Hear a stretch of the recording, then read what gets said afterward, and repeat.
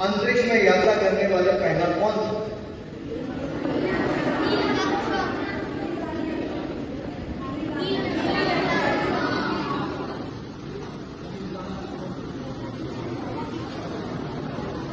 मुझे तो लगता है हनुमान जी थे। सभी को जय भीम। आपने जो वीडियो देखी वो अनुराग ठाकुर की वीडियो थी। Anurag Thakur member of parliament है इंडिया में। Anurag Thakur minister of broadcasting है इंडिया में।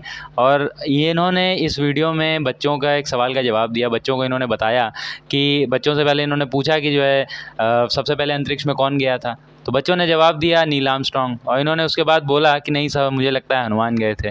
तो ये जो वीडियो है हम लोग के आज के करंट टाइम में इंडिया में एक ऐसा दौर चल रहा है, एक ऐसा दौर चल रहा है जिसमें हम लोग सारे ही जो पढ़ाई के इश्यूज़ हैं, जो एजुकेशन के इश्यूज़ हैं, उनको रिप्लेस करके एक नैरेटिव सेट कर रहे हैं हिंदुत्व का। एक नैरेटिव सेट कर रहे हैं कि पहला ऑपरेशन किया था गणेश ने किया था, पहला व्यक्ति जो अंतरिक्ष में गया वो हनुमान गए थे। तो ऐसे करके एक नैरेटिव सेट किया जा रहा है जिससे कि बच्चे के मन को ब्रेन वॉश किया जा सकता है। पूरी की पूरी पॉपुलेशन को ब्रेन वॉश करके एक हिंदुआइज्ड कंट्री, एक हिंदुआइज्ड नेशन का निर्माण किया जा रहा है। और मुझे लगता है कि अनुराग ठाकुर ने अपने हिसाब से जो उनका बीजेपी का एजेंडा है उसके हिसाब से इस चीज़ को बोला था। और बीजेपी का एजेंडा यही है कि उसको पुश कर रहा है लगातार कि कैसे एक हिंदुत्व की पॉलिटिक्स डेवलप की जाए, कैसे एक नैरेटिव सेट किया जाए, कैसे बच्चों के मन में भ्रम और अंधविश्वास को और बढ़ावा दिया जा सके।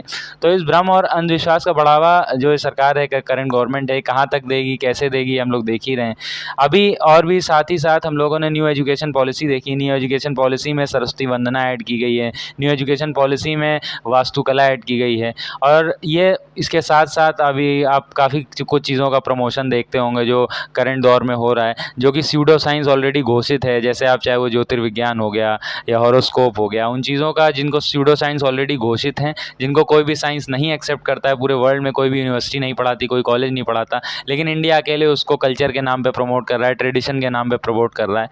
और ऐसे भी इन जनरल इंडिया के अंदर कल्चर और ट्रेडिशंस को प्रमोट करने के नाम पर पेट्रियार्की, मनुवाद, दोनों चीज़ों को प्रमोट किया जाता है भारी तौर पर। जितने भी दलित हैं, अल्पसंख्यक हैं, महिलाएं हैं, शोषित हैं, पीड़ित हैं, वंचित हैं, उन सबको और ज़्यादा मार्जिनलाइज बनाया जाता है, उन सबको और ज़्यादा पीड़ित किया जाता है और इस सबको ट्रेडिशन और कल्चर का नाम दिया जाता है।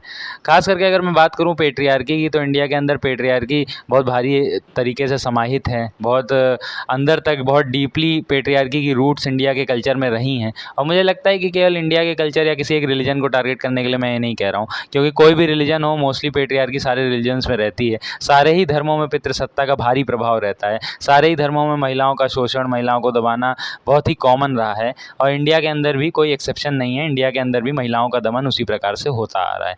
लेकिन उन चीज़ों को मैंने देखा है बाकी कल्चर्स, ट्रेडिशंस काफ़ी लोग एक्सेप्ट करते हैं, उन चीज़ों को गलत मानते हैं या उनको बताते हैं कि हाँ हमारे अंदर ये कमी है तो हम उस चीज़ को सुधारी जाए। लेकिन इंडिया के अंदर ये ट्रेंड है कि हमेशा से इंडिया के जो कल्चर है, इंडिया की जो हिस्ट्री रही है, उसको काफ़ी प्रमोट किया जाता है। उसको कहा जाता है कि नहीं, हमारी हिस्ट्री बहुत ग्लोरियस है, हमारा बहुत देश महान है, भारत देश महान है, ऐसे करके नारे लगाए जाते हैं। उन नारों से मुझे कोई आपत्ति नहीं है, भारत देश बिल्कुल महान है, अच्छी बात है। लेकिन अगर भारत देश में कुछ कमी रही है तो उन कमियों को हम लोगों को उजागर करना चाहिए, उन कमियों पर हमको काम करना चाहिए, बजाय इसके कि हम अगर ये कहें कि पहला ऑपरेशन जो गणेश ने किया था और पहले बार अंतरिक्ष में हनुमान गए थे, उसके अलावा अगर हम लोग इस पर ज़्यादा फोकस करते कि ज़्यादा से ज़्यादा साइंटिस्ट हम लोग के अंतरिक्ष में अभी भी जा पाते और ज़्यादा से ज़्यादा एस्ट्रोनॉट्स हमारे देश से निकल पाते। पर सही मायने में हमारी हालत तो ये है कि यहाँ पे एक छोटा सा पेपर जैसे कि एसएससी है, वो तक बच्चे पास नहीं कर पाते हैं क्योंकि उसका पेपर लीक हो जाता है। एक छोटा जो एक इंजीनियरिंग का एग्ज़ाम है, एक मेडिकल का एग्ज़ाम है, वो तक यहाँ पे सही तरीके से कंडक्ट नहीं हो पाता। ये हमारी सच्चाई है। और इस सच्चाई को अगर उजागर नहीं किया जाएगा, इस सच्चाई को दबाने के लिए हम कल्चर और ट्रेडिशन का नाम देते रहेंगे, तो बहुत ही ख़राब हालत जैसे कि हो रही है और ख़राब होती चली जाएगी। साथ ही साथ हम लोग लार्जेस्ट डेमोक्रेसी हैं, लार्जेस्ट डेमोक्रेसी में वोट चोरी सब लोग देख ही रहे हैं।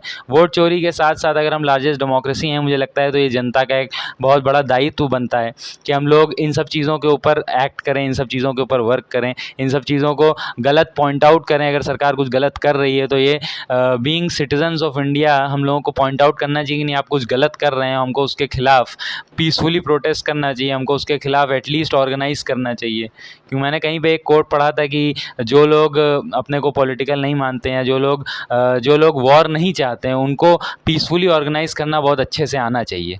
तो इस कोट का सीधा-सीधा मतलब ये है कि अगर इंडिया में लोग चाहते हैं कि वॉर ना हो, इंडिया में अगर लोग चाहते हैं गलत चीज़ें ना हो, तो हम लोग को पीसफुली ऑर्गेनाइज़ करना, प्रोटेस्ट करना, सारी चीज़ें आनी चाहिए। और मुझे लगता है इंडिया में ये लैक है बहुत बड़ा, पॉलिटिकल सेंस का बहुत बड़ा लैक है कि हम लोग किसी भी चीज़ का सही तरीके से विरोध नहीं कर पाते हैं। हम लोग पॉलिटिकल पार्टीज़ के झंडों के पीछे जाके खड़े हो जाते हैं, उसके बाद एक सरकार जाती है, दूसरी आती है, ये चलता रहता है। लेकिन अगर वाक़ई में हम लोगों को सोशल चेंज चाहिए, वाक़ई में हम लोग को सामाजिक परिवर्तन चाहिए, तो उसके लिए मुझे लगता है हम लोगों को सिटीज़न्स के तौर पर, जनता, नागरिकों के तौर पर हम लोगों को एकजुट होना चाहिए और हम लोगों को ये देखना चाहिए कि नहीं, अगर कुछ गलत हो रहा है तो हमको उसके खिलाफ़ ऑर्गेनाइज़ होने की ज़रूरत है।